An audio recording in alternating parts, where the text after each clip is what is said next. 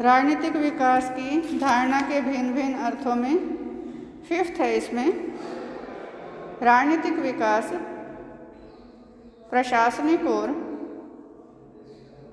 वैधानिक विकास के रूप में।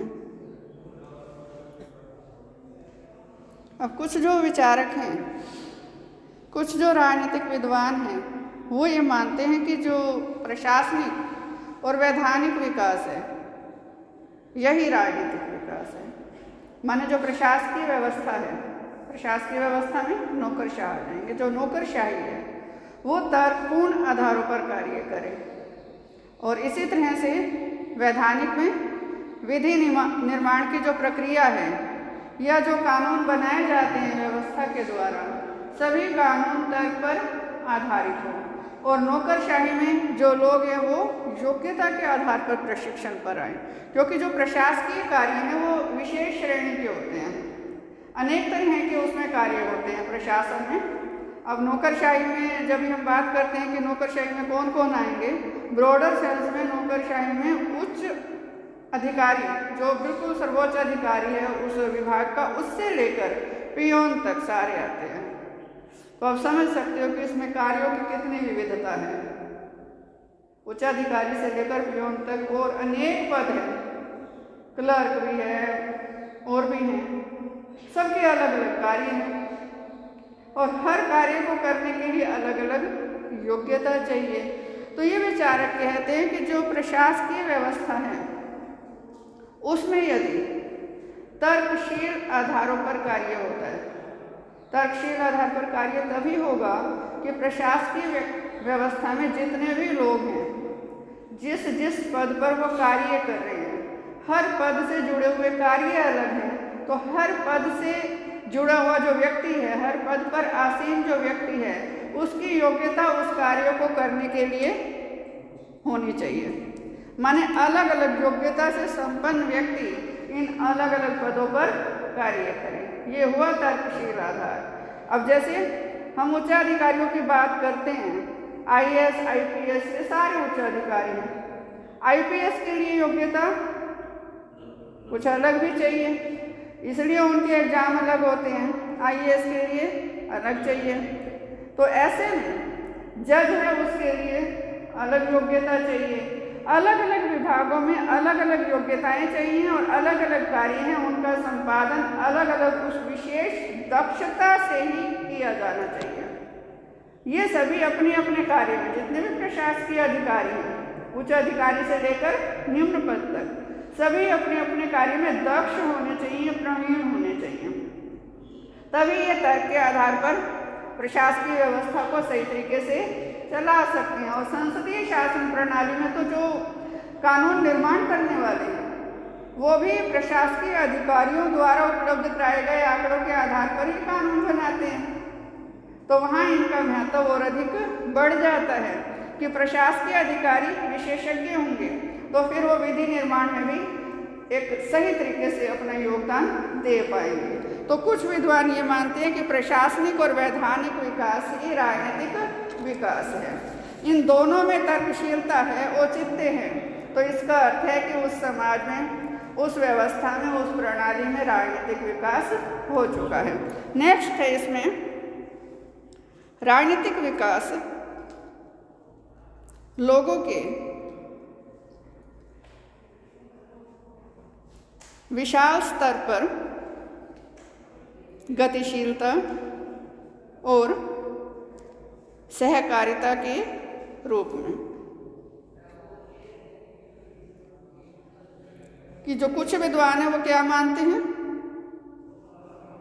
कि समाज में गतिशीलता हो, सहकारिता माने सहभागिता, तो राजनीतिक विकास है।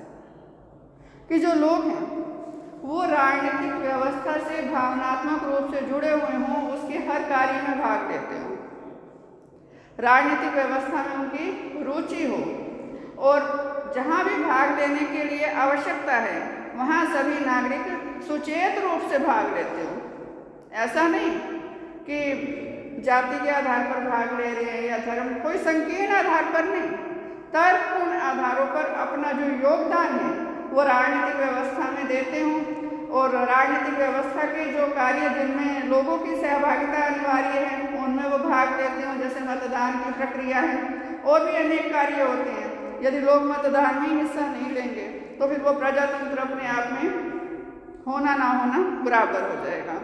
तो ऐसे में यदि लोग सुचेत हैं, उनको राजनीतिक व्यवस्था का ज्ञान है, अपने राजनीतिक अधिकारों के प्रति वो सुचेत हैं, उसके हर कार्य को, राजनीतिक व्यवस्था के हर कार्य को, हर निर्णय को वो परखते हैं अपने तर्क की कसौटी पर और उस आधार पर अपना योगदान शासन सत्ता में देते हैं। यदि ऐसी जनसंख्या है, यदि ऐसी जनता है किसी देश की, तो इसका अर्थ है कि वहाँ राजनीतिक विकास हो चुका है।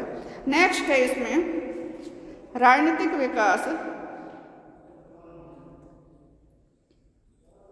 प्रजातंत्र के निर्माण के रूप में।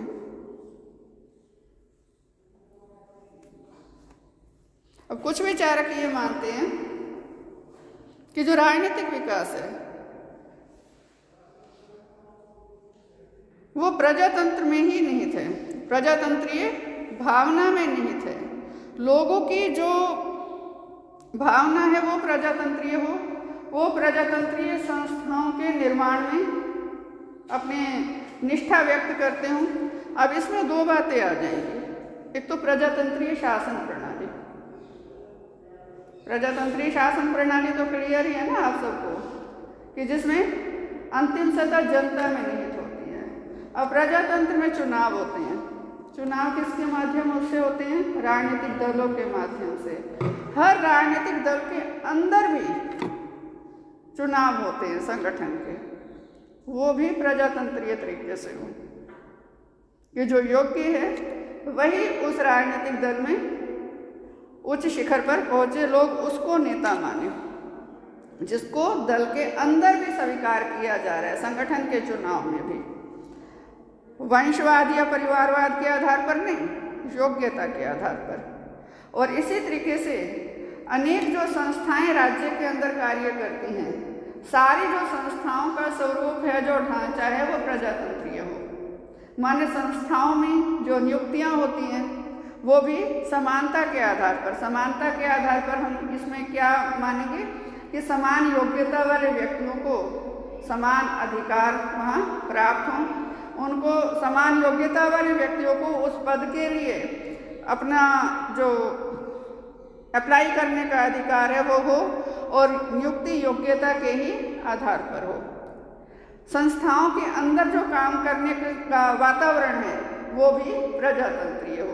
ये सारा प्रजातंत्रीय कब हो सकता है? प्रजातंत्रीय शासन प्रणाली तो बहुत देशों में है, भारत में भी है।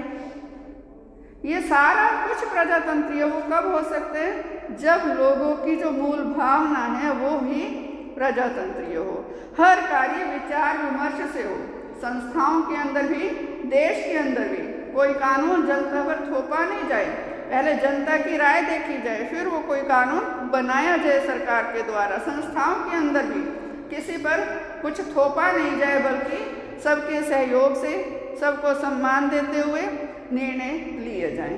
तो प्रजातंत्रीय भावना जहाँ है जिस देश में, प्रजातंत्रीय शासन प्रणाली के साथ साथ प्रजातंत्रीय और संस्थाएं हैं, सारा वातावरण प्रजातंत्रीय है, तो ऐसी जो व्यवस्था है उसके लिए कहा जा सकता है कि वहाँ राजनीतिक विकास हो चुका है। नेक्स्ट है इसमें राजनीतिक विकास स्थिरता और नियमित परिवर्तन के रूप में।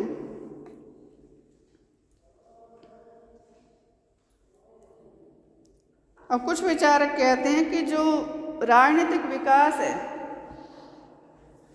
वो तभी संभव है जब प्रणाली में राजनीतिक स्थिरता हो, प्रणाली को टूटने का, बिखरने का खतरा ना हो, गतिशील हो, माने नए नए जो कार्य हैं विकास के वो किए जा रहे हो। तो ऐसे में ये जो विचारक हैं ये प्रजातंत्र को स्थिरता और गतिशीलता के लिए खतरा मानते हैं। वो ये कहते हैं कि प्रजातंत्र में विकास तो होता है, परिवर्तन तो आते हैं, लेकिन धीमी गति जो लोगों के समूह हैं वो जल्दी से किसी नए परिवर्तन को स्वीकार नहीं करते। अब प्रजातंत्र में जो शक्ति प्रवाह है दो तरीके से है, ऊपर से नीचे भी है, नीचे से ऊपर भी है। सत्ता ने कानून बनाया, जनता पर लागू हुआ, जनता को नहीं पसंद, जनता आंदोलन के लिए खड़ी होगी, सरकार को झुकना पड़ा। ये क्या है? शक्ति प्रवाह नीचे से ऊपर की ओर।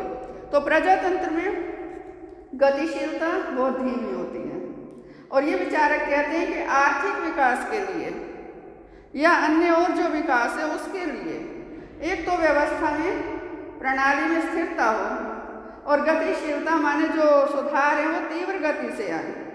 तो इसके लिए प्रजातंत्रीय शासन प्रणाली जो है वो ज़्यादा उपयुक्त नहीं है। लेकिन दूसरे विचारक कहते हैं कि ठीक है, राजनीतिक विकास के लिए स्थिरता चाहिए और सुधारों के लिए गतिशीलता चाहिए, प्रजातंत्र में धीमी गति से होते हैं, तो क्या फिर इसका विकल्प सर्वसत्तावादी व्यवस्था है, तानाशाही व्यवस्था है? तानाशाही व्यवस्था में ठीक है, बंदूक की बल पर शासन होता है, आर्थिक विकास बहुत तीव्र गति से होता है। सर्वसत्तावादी व्यवस्था में क्यों? क्योंकि लोगों को तो बोलने की आज़ादी नहीं होती। कोई भी सुधार या कोई भी नया कानून आ गया, सरकार ने तो लागू करना है, जनता उसमें कुछ कर नहीं सकती। वो चाहे सुधार के लिए चाहे उसका कोई नकारात्मक रूप है, वो तो लागू होगा। तो ऐसे में हम ये नहीं कह सकते कि जो सर्वसत्तावादी प्रणाली है वो आर्थिक विकास के लिए ठीक है तो सर्वसत्तावादी प्रणाली होनी चाहिए। वो भी अपने आप में गलत है, क्योंकि उसमें शासकों की इच्छा कोई भी मायने नहीं रखती। सर्वसत्तावादी व्यवस्था लोकतंत्र का पर्याय नहीं बन सकती, उसका विकल्प नहीं बन सकती। व्यवस्था तो प्रजातंत्रीय ही ठीक है। ठीक है कि इसमें जो आर्थिक विकास है थोड़ा धीमी गति से चलता है, सुधार में वो भी थोड़ा धीमी गति से होते हैं। नेक्स्ट है इसमें राजनीतिक विकास, गतिशीलता और शक्ति के रूप में।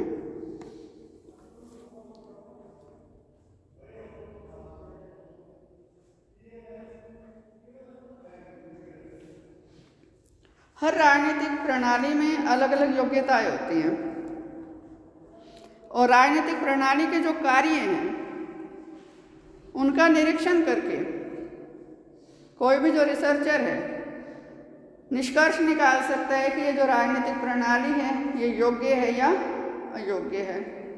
अब राजनीतिक प्रणाली की अपनी योग्यता क्या है? राजनीतिक प्रणाली तो लोगों के समूह से मिलकर बनी है। देश के सभी जो लोग हैं, कोई प्रत्यक्ष रूप से कोई अप्रत्यक्ष रूप से उस राजनीतिक प्रणाली में अपना योगदान दे रहे हैं। सरकार जनता ने चुनी प्रजातंत्र में, लेकिन चुनने वाली जनता है उसका भी योगदान है। सरकार कार्य कर रही है, सुधार कार्यक्रम चला रही है, टैक्स किसने दिया? जनता ने दिया, पैसा जनता का है, जनता पर खर्च हो रहा है। तो यहाँ जो राजनीतिक प्रणाली है उसके कार्यों की जब समीक्षा की जाती है कि ये राजनीतिक प्रणाली योग्य है या अयोग्य है, उस समय ये देखा जाता है कि राजनीतिक प्रणाली के पास संसाधन कितने हैं, क्या उसके पास उपलब्ध है, जो कुछ उसके पास उपलब्ध है देश में, क्या उसने अधिकतम लाभ लेने की कोशिश की है उससे। संसाधन तो जिस देश में जो है वही है, क्या उन संसाधनों का दोहन अच्छे तरीके से राजनीतिक प्रणाली ने किया है, उसका उपयोग अच्छे तरीके से किया है। जैसे मैं आपको एग्जांपल देती हूँ इसमें कि चीन में जनसंख्या सबसे अधिक है विश्व में। अब जनसंख्या का अधिक होना देश के लिए सबसे बड़ी चुनौती है। चीन ने उसके लिए अपने जो परिवार संबंधी वहाँ के जो नियम हैं वो बनाए कि एक से अधिक बच्चा नहीं होना चाहिए परिवार में, जनसंख्या नियंत्रण के लिए। लेकिन साथ ही साथ चीन ने देखा कि जो यूथ है, अब जनसंख्या क्या है? Man power. आप इसको सिर्फ एक भीड़ मत मानो, अगर मैन पावर है उस मैन पावर को चीन ने टेक्निकली एक्सपर्ट कर दिया है। तो अब देखो हर जगह चीन का माल बिक रहा है, हर जगह हर चीज चाइनीज आ रही है। किसने बनाई? चीनियों ने। कैसे बनाई? वहाँ की सरकार ने उनको टेक्निकली एक्सपर्ट किया। तो वो जो मैन पावर है वो टेक्निकली एक्सपर्ट होके देश के लिए अब अपना योगदान दे रही है। तो जो भी उपलब्ध है, चाहे वो मैन पावर है, चाहे धरती के अंदर पाए जाने वाले खनिज पदार्थ हैं, चाहे क्लाइमेट है, या कुछ भी है, जो कुछ राजनीतिक प्रणाली के पास उपलब्ध है उसका उसने सदुपयोग किया या नहीं किया, उससे उसने लाभ लेने की कोशिश की या नहीं की, यही एक राजनीतिक प्रणाली की योग्यता या अयोग्यता सिद्ध करता है कि राजनीतिक प्रणाली ने अपने संसाधनों का प्रयोग करके अधिक से अधिक विकास करने का प्रयास किया है, कोशिश की है। तो इसका अर्थ है कि वो राजनीतिक प्रणाली उत्तम है और वहाँ राजनीतिक विकास हो रहा है। जो कुछ है उसी में ही तो विकास होगा ना, और जो है ही नहीं उसका तो सोचा नहीं जा सकता। तो अपने संसाधनों का सदुपयोग किया है, पूरी तरह से दोहन किया है, तो इसका अर्थ है कि वहाँ राजनीतिक विकास हो रहा है। यदि इससे उलट स्थिति है तो इसका अर्थ है कि राजनीतिक विकास नहीं हो रहा। नेक्स्ट है इसमें राजनीतिक विकास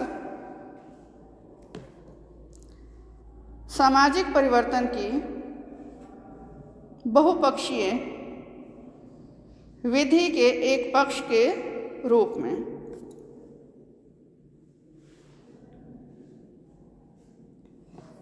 अब ये जो विचारक हैं वो ये कहते हैं कि जो राजनीतिक विकास है वो अपने आप में एक पूर्ण धारणा नहीं है, बल्कि ये एक सामाजिक विकास का मात्र एक पक्ष है। जब हम पूरे समाज की बात करते हैं तो समाज में और अनेक पक्ष हैं। सामाजिक पक्ष कंप्लीट का हो गया नाम, उसमें आर्थिक पक्ष भी है, धार्मिक पक्ष भी है, राजनीतिक पक्ष भी है, सांस्कृतिक पक्ष भी है, अनेक पक्ष हैं। तो ऐसे में जब हम विकास की बात करते हैं, राजनीतिक विकास की बात, तो इस राजनीतिक विकास को हम संपूर्ण सामाजिक पक्ष के या सामाजिक विकास के दृष्टिकोण से ही समझेंगे, क्योंकि ये समाज का मात्र एक पक्ष है, एक समाज का एक हिस्सा है। संपूर्ण समाज नहीं है राजनीतिक विकास। संपूर्ण समाज में जो परिवर्तन आए उसमें राजनीतिक विकास में जो परिवर्तन आए वो भी शामिल होंगे, आर्थिक क्षेत्र में जो परिवर्तन आए वो भी शामिल होंगे। समाज में जो परिवर्तन आएंगे, समाज में परिवर्तन में राजनीतिक परिवर्तन भी शामिल है, माने सरकार के कानूनों की भी भूमिका है। आर्थिक विकास, आर्थिक क्षेत्र के जो परिवर्तन है वो भी शामिल है कि अर्थव्यवस्था में क्या परिवर्तन आए, क्या सबको रोजगार उपलब्ध हो रहा है, क्या सबको उनके काम के अनुसार वेतन मिल रहा है, क्योंकि जब आर्थिक विकास होगा तो बेरोजगारी मिटेगी, बेरोजगारी मिटेगी तो सबका जीवन स्तर उच्च होगा, सभी शिक्षा प्राप्त करेंगे, शिक्षा प्राप्त करेंगे तो सुचेत होंगे, राजनीतिक रूप से ज़्यादा वो ज्ञान, राजनीतिक व्यवस्था के प्रति ज़्यादा ज्ञान अर्जित करेंगे, राजनीतिक व्यवस्था में अपनी भागीदारी सुनिश्चित करेंगे। ये सारी चीज़ें कहीं ना कहीं एक दूसरे से जुड़ी हुई हैं। तो चाहे हम विकास का कोई भी पहलू लें, चाहे हम आर्थिक विकास को लें, चाहे हम राजनीतिक विकास को लें, हम केवल एक पक्ष का अध्ययन करते हैं तो वो अपने आप में अधूरा है। संपूर्ण सामाजिक विकास का अध्ययन करके उसमें हम राजनीतिक विकास का अध्ययन करते हैं, माने जो अन्य पहलू हैं समाज के उनका राजनीतिक विकास पर या राजनीतिक प्रणाली पर क्या प्रभाव है, उस सारे का हम समग्र रूप से जब अध्ययन करते हैं तभी हम राजनीतिक विकास को पूर्ण रूप से समझ सकते हैं। इसी एक पक्ष को समझकर हम पूर्ण रूप से राजनीतिक विकास को नहीं समझ सकते, क्योंकि सामाजिक जो पक्ष है वो भी राजनीतिक व्यवहार को प्रभावित करता है, आर्थिक पक्ष भी राजनीतिक विकास को, राजनीतिक व्यवहार को प्रभावित करता है। उनके प्रभाव को हम अनदेखा नहीं कर सकते। समस्त का अध्ययन करके, समग्र का अध्ययन करके ही हम राजनीतिक विकास का सही तरीके से अध्ययन कर सकते हैं और समझ सकते हैं कि इस प्रणाली का राजनीतिक विकास या इस व्यवस्था में राजनीतिक विकास हुआ है या नहीं हुआ। ये तो थी वो डेफिनेशंस जो अलग अलग विद्वानों ने राजनीतिक विकास के लिए दी हैं, अलग अलग अर्थ दिए हैं। अब इन अर्थों के बाद लुसियन पाई ने इस पर अपनी जो व्याख्या है राजनीतिक विकास पर वो दी है, वो आपको कल कराई जाएगी।